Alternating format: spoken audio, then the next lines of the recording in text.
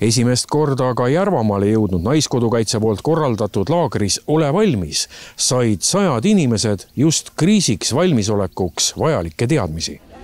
Siin käesoleval Järvalaagris siis toimub juba 9. korda ja miks me seda kõike teeme ikkagi selleks, et Eestimaa elanikud oleksid kriisivalmimad ja just nimelt me korraldame seda naistele, kes ei kuulu Naiskodukaitsesse, et kutsume nii-öelda tavakodanikke, et tulge, saage teada, mis on elanikkonnakaitse ja tulge õppige, et siin on hästi palju ka praktilisi töötube.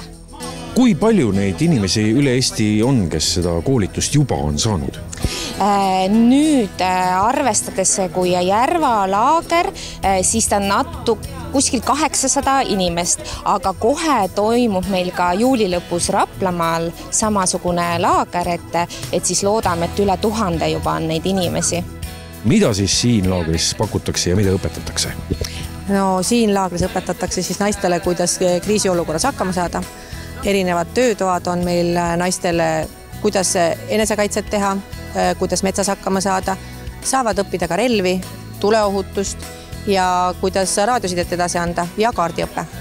Laager alles algas, aga ma arvan, et see on kindlasti väga vajalik ja pean mainima, et ma tegelikult sõitsin lausa teisest riigist kohale selleks, et sellest kõigest osa saada.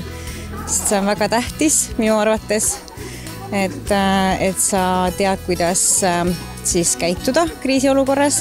Et see on väga-väga tähtis, aga ma kindlasti alles õpin veel praegu siin juurde, et siis vähemalt nimekirjas oli küll selliseid asju, millega ei ole tavaelus kokku ei puutu.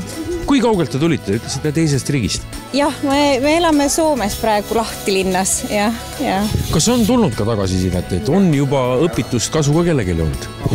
No ikka vaata, ongi täpselt, et minnakse matkale, eks ju, tead juba, kuidas teha, et ei peagi kõike seda kriisiks kasutama, eks ju, aga varasematel aastatel on see andnud ka julgust võib-olla juurde, eks ju, et sa näed, ma ei tea, seisvat autot, et sa julged, maantee ääres, eks ju, et midagi on juhtunud, julged minna abi pakkuma, et see on ka hästi oluline.